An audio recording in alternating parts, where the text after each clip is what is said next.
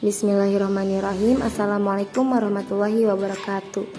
Analisis jurnal evaluasi pembelajaran dengan dosen pengampu Bu Wiworo Retnadi, RHMPD, disusun oleh kelompok 3, Ainun Rahmawati, Ika Wijayanti, dan Mulyani.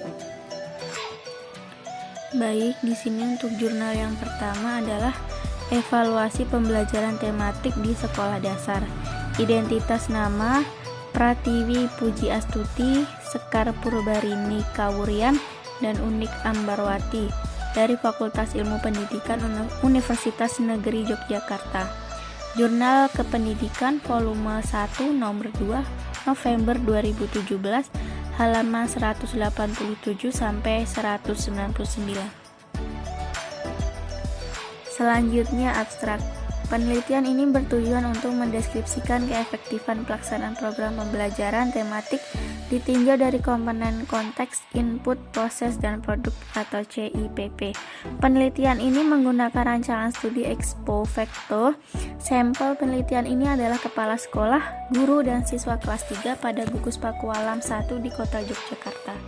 Data penelitian ini dikumpulkan menggunakan angket, lembar observasi, pedoman wawancara, dan studi dokumen. Data kemudian dianalisis secara kualitatif dan kuantitatif.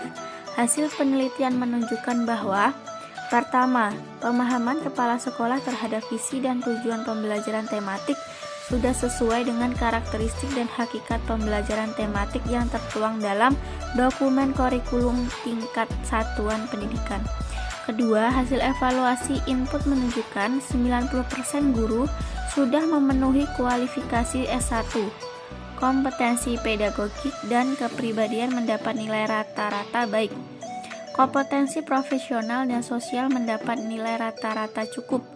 Sarana dan prasarana penunjang pembelajaran secara kuantitatif belum memenuhi standar, dan secara kualitatif penggunaannya belum maksimal. Ketiga, hasil evaluasi komponen proses berada pada kriteria cukup.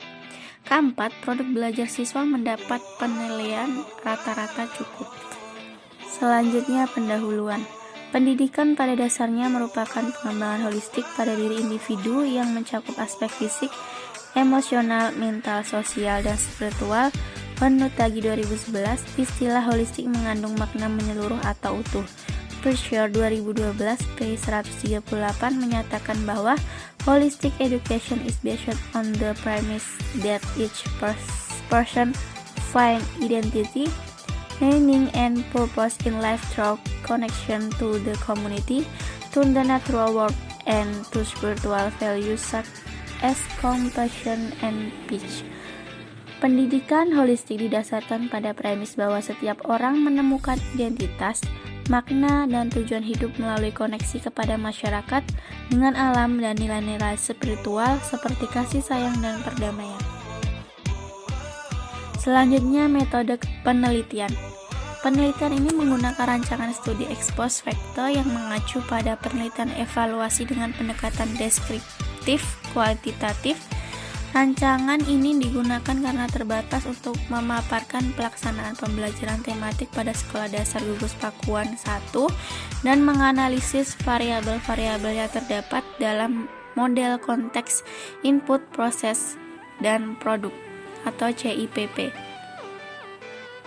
CIPP yang dimaksud dalam penelitian ini mencakup komponen konteks yang meliputi latar belakang dan tujuan penyelenggaraan program pembelajaran tematik, komponen input yang meliputi kesesuaian kualifikasi dan kompetensi guru, serta ketersediaan dan ketetapan sarana prasarana yang diperlukan, komponen proses yang meliputi perencanaan dan pelaksanaan program pembelajaran tematik, dan komponen produk meliputi hasil belajar siswa. Selanjutnya, hasil penelitian. Hasil penelitian menunjukkan bahwa pertama, pemahaman kepala sekolah terhadap visi dan tujuan pembelajaran tematik sudah sesuai dengan karakteristik dan hakikat pembelajaran tematik yang tertuang dalam dokumen kurikulum tingkat satuan pendidikan. Kedua, hasil evaluasi input menunjukkan 90% guru sudah memenuhi kualifikasi S1. Kompetensi pedagogi dan kepribadian mendapat nilai rata-rata baik. Kompetensi profesional dan sosial mendapat nilai rata-rata cukup. Sarana dan prasarana menunjang pembelajaran secara kuantitatif belum memenuhi standar, dan secara kualitatif penggunaannya belum maksimal. Ketiga, hasil evaluasi komponen proses berada pada kriteria cukup. Keempat, produk belajar siswa mendapat penilaian rata-rata cukup. Kemudian ada kesimpulan. Pemahaman kepala sekolah terhadap visi dan tujuan pembelajaran tematik sudah sesuai dengan karakteristik dan hakikat pembelajaran tematik yang tertuang dalam dokumen KTSP. Kendala yang dihadapi oleh sekolah sudah diantisipasi dengan menetapkan sarana prioritas, meningkatkan kualitas pembelajaran melalui pelatihan secara intensif untuk memberi pemahaman guru terhadap pengelolaan pembelajaran yang aktif, kreatif, dan bermakna. Hasil penelitian komponen input menunjukkan 90% guru sudah memenuhi kualifikasi S1 dengan latar belakang pendidikan guru sekolah dasar. Pencapaian kompetensi pedagogik dan kepribadian mendapat nilai rata-rata baik. Kompetensi kepribadian dan sosial mendapat nilai rata-rata cukup. Sarana dan prasarana sebagai penunjang pembelajaran hampir semua terpenuhi walaupun secara kuantitatif belum memenuhi standar dan secara kualitatif penggunaannya belum maksimal. Hasil penilaian komponen proses secara keseluruhan dapat disimpulkan berada pada kriteria cukup. Evaluasi proses yang diamati meliputi pengembangan silabus dan RPP, pelaksanaan pembelajaran tematik, aktivitas belajar siswa, dan hasil belajar siswa. Sementara itu, produk belajar siswa secara keseluruhan mendapat penilaian rata-rata cukup. Baik, jurnal evaluasi pembelajaran yang kedua yaitu evaluasi pembelajaran sekolah dasar SD berbasis pendidikan karakter dan multikultural. Dengan identitas nama Ivo Basrika, Jurnal Ilmiah Sekolah Dasar, volume 1 nomor 4, halaman 247 sampai 251, tahun 2017. Abstrak. Evaluasi pembelajaran adalah konsep menyeluruh yang keduanya bergantung pada pengukuran dan penilaian untuk membuat penilaian atau keputusan gabungan. Watak pendidikan dan evaluasi pembelajaran multikultural di sekolah dasar disesuaikan dengan rata pemikiran anak-anak di sekolah dasar, di mana masih ada di awal tahapan abstrak. Pendidikan karakter adalah sistem penanaman karakter nilai-nilai kepada komunitas sekolah yang meliputi pengetahuan, kesadaran, atau kemauan, dan tindakan untuk menerapkan nilai-nilai ini, baik dari Tuhan Yang Maha Kuasa, diri kita sendiri, orang lain, lingkungan, dan nasional, sehingga manusia yang sempurna untuk menjadi manusia. Sementara memang pendidikan multikultural menjadi bagian yang tidak terpisahkan dari semua tingkatan pendidikan. Oleh karena itu, nilai investasi multikultural idealnya diterapkan di semua mata pelajaran di pendidikan formal. Selanjutnya yaitu pendahuluan. Dalam rangka mengembangkan pendidikan di Indonesia pada era globalisasi, ada 5 landasan yang harus digunakan sebagai rujukan, yaitu landasan filosofi, landasan sosiologis, landasan kultural, landasan psikologis, dan landasan ilmiah dan teknologi, serta didukung oleh 3 asas pembelajaran, yaitu azas Tutwuri Handayani, asas belajar sepanjang hayat, dan azas kemandirian dalam belajar, menurut Umar Tirtara Harja, tahun 2005. Pendidikan nasional bertujuan mengembangkan kemampuan dan membentuk watak serta peradaban bangsa yang bermartabat dalam rangka mencerdaskan kehidupan bangsa, menurut Hasbullah 2009. Untuk mencapai tujuan pendidikan nasional, berbagai upaya dilakukan untuk mencapai tujuan tersebut, mulai dari pelatihan untuk meningkatkan kualitas guru, perbaikan sarana dan prasarana, pendidikan dan penyempurnaan kurikulum secara periodik, menurut Widiana 2016. Sekolah adalah salah satu pendidikan formal yang diadakan sebagai sasaran untuk meningkatkan kualitas sumber daya manusia. Proses pendidikan dimulai dari proses perencanaan, pengajaran hingga tahap evaluasi. Lalu metode penelitian. Penelitian ini adalah library research atau penelitian kepustakaan. Menurut Hasan 2013, penelitian kepustakaan yaitu penelitian yang dilaksanakan menggunakan literatur atau kepustakaan baik berupa buku, catatan, maupun laporan hasil penelitian dari penelitian terdahulu. Teknik pengumpulan data dalam penelitian ini adalah dengan menelaah jurnal, hasil penelitian atau artikel ilmiah, buku, dokumen, atau informasi lain yang berhubungan dengan judul penelitian. Setelah data terkumpul, selanjutnya dilakukan analisis data. Analisis data dalam penelitian ini adalah menganalisis dan mensintesis dokumen tersebut untuk dikaji dan menjadi gagasan baru dalam menunjang hasil penelitian. Lalu selanjutnya hasil dan pembahasan. Perkembangan baru terhadap pandangan pelaksanaan belajar mengajar membawa konsekuensi kepada guru untuk meningkatkan peranan dan kompetensinya. Karena proses belajar mengajar dan hasil belajar peserta didik sebagian besar ditentukan oleh peran guru yang kompeten. Guru yang kompeten akan lebih mampu menciptakan lingkungan belajar yang efektif dan akan lebih mampu mengelola kelasnya, sehingga hasil belajar peserta didik berada pada tingkat optimal. Salah satu peran guru dalam proses belajar mengajar adalah sebagai evaluator.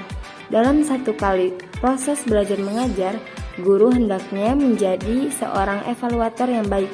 Kegiatan evaluasi pembelajaran dimaksudkan untuk mengetahui apakah tujuan yang telah dirumuskan itu mencapai atau belum, dan apakah materi yang diajarkan sudah cukup tepat atau belum. Semua pertanyaan tersebut akan dapat dijawab melalui kegiatan evaluasi pembelajaran. Kemudian, evaluasi pembelajaran pendidikan dasar atau tingkat sekolah dasar ditinjau dan dikaji dari pendidikan karakter dan multikultural peserta didik. Analisis evaluasi pembelajaran pendidikan agama Islam di sekolah. Abstrak, penelitian ini bertujuan untuk mengetahui konsep dasar evaluasi dan implikasinya dalam evaluasi pembelajaran PAI, yaitu pendidikan agama Islam di sekolah. Tulisan ini menggunakan pendekatan kualitatif dan metode studi literatur. Tujuannya untuk mengetahui efektivitas dan efisiensi sistem pembelajaran. Ruang lingkupnya mencakup evaluasi dalam program pembelajaran, proses pembelajaran, dan hasil pembelajaran. Selanjutnya, pendahuluan. Pendidikan di suatu negara mesti diperhatikan, baik dari segi perencanaan, pelaksanaan, dan evaluasi. Karena pendidikan merupakan salah satu bidang yang akan melahirkan sumber daya manusia yang berkualitas. Oleh karena itu, pelaksanaan pendidikan sebagai bagian dalam mencerdaskan kehidupan bangsa. Sebagaimana tercantum dalam pasal 31 Undang-Undang Dasar 1945 Amandemen keempat, bahwa setiap warga negara berhak mendapat pendidikan. Tujuan utama pendidikan dalam rangka membina manusia dari segi intelektual, emosional, dan spiritual. Naima dan Erniati 2013. Selanjutnya, metode penelitian. Penelitian ini menggunakan pendekatan kualitatif dan metode studi literatur. Teknik pengambilan data dengan cara mengkaji berbagai sumber literatur yang berasal dari berbagai dokumen. Gunawan 2013 halaman 175 mencatat bahwa sifat utama data dokumen ini tak terbatas pada ruang dan waktu, sehingga memberi peluang kepada peneliti untuk mengetahui hal-hal yang pernah terjadi di waktu silam. Secara detail, bahan dokumenter terbagi menjadi beberapa macam, yaitu autobiografi, surat-surat pribadi, buku, catatan harian, memorial clipping, dokumen pemerintah atau swasta, data di server, flash disk, dan website. Penulis mengumpulkan sumber literatur dalam bentuk dokumen, baik dari buku, jurnal, hasil seminar, dan diskusi dengan ahli yang relevan dengan penelitian. Setelah data terkumpul, maka dilakukan analisa data. Pembahasan yang dilakukan terhadap informasi yang berasal dari dokumentasi, baik dalam bentuk tulisan, rekaman, dan gambar, biasa dikenal dengan analisis isi. Ari Kunto 2013 halaman 24. Selanjutnya, hasil penelitian. Hasil penelitian menunjukkan bahwa sebelum mengevaluasi pendidikan Islam, terlebih dahulu harus mengetahui hakikat pendidikan Islam, supaya dalam proses evaluasi selaras yang mesti dievaluasinya. Ismail 2013 mencatat pendidikan Islam sebagai sebuah proses pengalihan pengetahuan, pemahaman, nilai-nilai dan pengamalan agama Islam secara terencana, sistematik dan berkelanjutan. Pendidik Islam merupakan upaya untuk menumbuh kembangkan potensi fitrah anak didik yang dibawa sejak lahir menjadi sebuah kemampuan dan kekuatan yang dapat melahirkan kompetensi yang profesional. Oleh karena itu, untuk mengetahui ketercapaian sebuah proses pendidikan Islam, perlu diadakan evaluasi yang komprehensif dan terintegrasi, mencakup seluruh aspek yang mesti dievaluasi. PAI merupakan mata pelajaran yang memiliki ciri khas tersendiri dan memiliki perbedaan dengan mata pelajaran lainnya. Ciri khas yang ada dalam mata pelajaran PAI yakni selalu terikat dengan nilai-nilai ilahiyah, dan itu merupakan nilai yang inti. Oleh karena itu, mesti dilakukan evaluasi yang terintegrasi dan komprehensif, mencakup seluruh ranah yang dituju, baik aspek akliyah, qalbiyah, dan amaliyah. Baik, selanjutnya kesimpulan. Evaluasi dalam pembelajaran PAI harus dilakukan secara komprehensif dan terintegrasi. Kedudukan evaluasi sangat penting dalam pembelajaran PAI, karena evaluasi menempati posisi yang sangat sentral untuk mengetahui keberhasilan proses pembelajaran. Evaluasi dilakukan untuk mengetahui efektivitas dan efisiensi pembelajaran yang dilakukan. Fungsinya untuk mengetahui kapasitas pendidik dan peserta didik, sehingga bisa dilakukan perbaikan jika memang ditemukan ada faktor yang belum optimal dalam proses pembelajaran. Kegunaan evaluasi dalam pembelajaran PAI yaitu untuk perbaikan, penyesuaian, dan penyempurnaan program berdasarkan pengalaman pendidikan yang didapatkan di lapangan. Ruang lingkup evaluasi pembelajaran PAI mesti mencakup semua ranah, baik akliyah, qalbiyah, dan amaliyah. Prinsipnya harus kontinuitas, komprehensif, terintegrasi, adil, objektif, kooperatif, praktis, koherensi, dan akuntabilitas. Jenis evaluasinya mencakup evaluasi perencanaan, pengembangan, monitoring, efisiensi, dan program komprehensif. Baik, selanjutnya kelebihan dan kekurangan.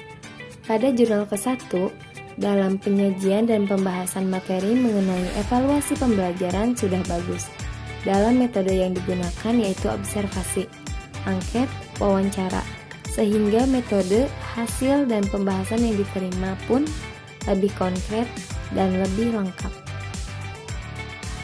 Lalu pada jurnal kedua, dalam penyajian dan pembahasan materi mengenai evaluasi pembelajaran sekolah dasar berbasis pendidikan karakter dan multikultural sangat bagus untuk mengimplementasikan pada siswa SD, karena evaluasi pembelajaran berbasis pendidikan karakter dan multikultural di tingkat sekolah dasar disesuaikan dengan tingkat perkembangan berpikir anak sekolah dasar yang masih dalam taraf konkret.